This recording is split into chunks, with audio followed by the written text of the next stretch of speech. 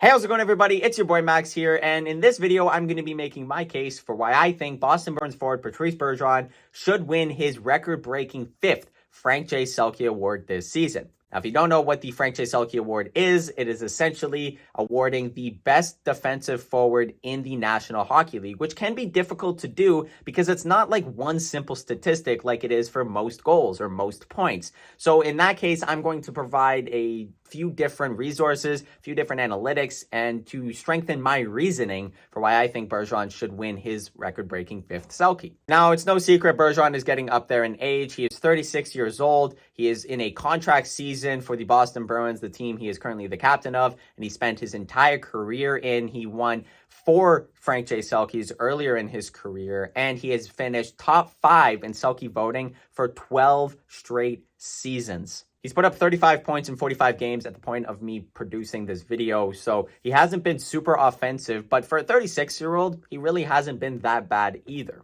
Now, the first analytic I'm going to use here is courtesy of Evolving Hockey. You have to pay for subscription, but I highly recommend you do so. Here are some charts. Now, these first 3 charts you see on the left here, these charts are more offensive statistics. The last 2, though, are defensive, and they are through the roof. For example, here's Austin Matthews, who I believe is second in the Selke race, and I'm referencing him a lot in this conversation because I do think he is the second person who could potentially be in the conversation for the Selke. But he also has fantastic defensive statistics, but it's not quite up to Bergeron's standard. Also from Evolving Hockey, they make these player cards, and here is Bergeron's player card with a 99 defense. His defensive statistics this season have been through the roof. A lot of you may have heard of Jay Fresh on Twitter. He produces these very easy to read player cards. I highly recommend you go subscribe to his as well and subscribe to his Patreon. But regardless, here's Patrice Bergeron's with a 99 defensive, and his defense has gotten better from last year, which at a 36-year-old, you think you're kind of reaching the peak, but it's just simply not true. Another big aspect in this, looking at not just analytics, in my opinion, is the penalty kill. A lot of people want to say that penalty kill isn't as big of a standpoint to the Selke conversation as I sometimes make it seem. But since 1998, only one player has averaged less than 1 minute of penalty kill time and won the Selke, and that was Pavel Datsyuk back in 2010. And this was the 3rd consecutive season that Datsyuk had won the Selke, and this was the lowest penalty kill he had. There was a good chance that nobody else was as good as Datsyuk, and people just believe that regardless. And he is one of the best defensive players of all time, but best two-way forwards of all time, no doubt. So him winning 3 in a row doesn't necessarily correlate with the rest of this, but every other player has averaged over a minute of ice time. Now, for reference, this season, Patrice Bergeron is averaging just over 1:40 of penalty kill time on the Bruins, which is about 31% of the total Bruins team shorthanded minutes. So that shows that he is able to play first-line penalty kill minutes, first-line 5v5 minutes, and have elite, top-of-the-league numbers, not even close to anyone. And he's still playing first-line power play time as well, which doesn't really touch into the Selke conversation, but it does touch into the workload that Bergeron is under and the competition that he's facing night in and night out. On a Bruins team who lacks a lot of center depth, Bergeron is facing the utmost best competition. Where if you look at Austin Matthews, who I said I was going to touch on again in this video, he has John Tavares as the second-line center. So he's able to split a bit of the defensive matchups. And that is no diss on Austin Matthews. They just play in different systems. So it's a what-if scenario. If Matthews and Bergeron switched roles, who would have the better defensive statistics? But it's plain and simple that Bergeron, in this current situation, is playing in a better role in less sheltered minutes, per se. Now, for another source, I'm going to go over to The Athletic, another paid subscription. I highly recommend you guys go pay for that subscription. The Athletic produces fantastic articles and has great insights. And while they don't know absolutely everything, it's just another additional piece to talk about. They had a different sort of formula and method that I personally don't want to talk too much about because I'm not that educated on how they came up with their number grading system.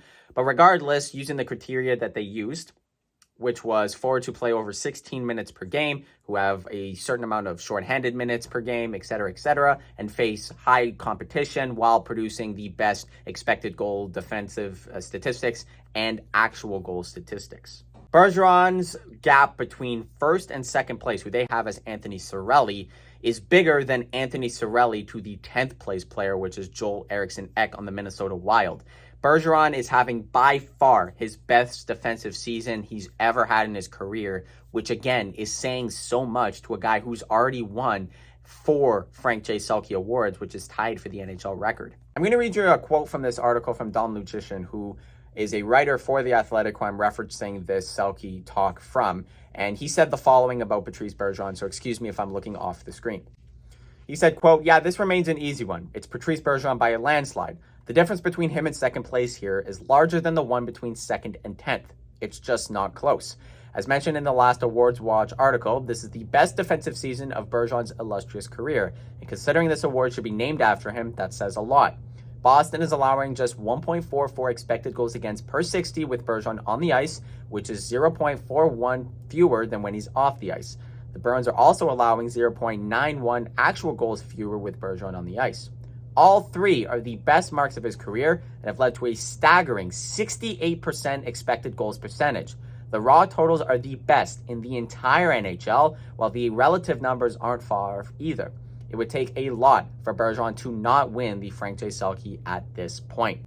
And I couldn't agree anymore. Obviously, it may seem like I'm coming from a place of bias, but if a player is already known for playing such high-level defensive numbers, he's putting up the best of his career, and it's not even close to who's next to him, there's really no argument for anybody else but Patrice Bergeron. I don't see how you can't have Patrice Bergeron as your Selke favorite, and I'm going to be shocked. Obviously, a lot can change from now until the end of the season, but I'm going to be utterly shocked if Patrice Bergeron does not win the Selke this year. I think there should have been a few years where he could have already broke the record, but last year I do think Barkov deserved it. I do think Couturier deserved it the year that he won. This should be the year that Patrice Bergeron breaks the record. This should be the year that Patrice Bergeron wins the Frank J. Selke.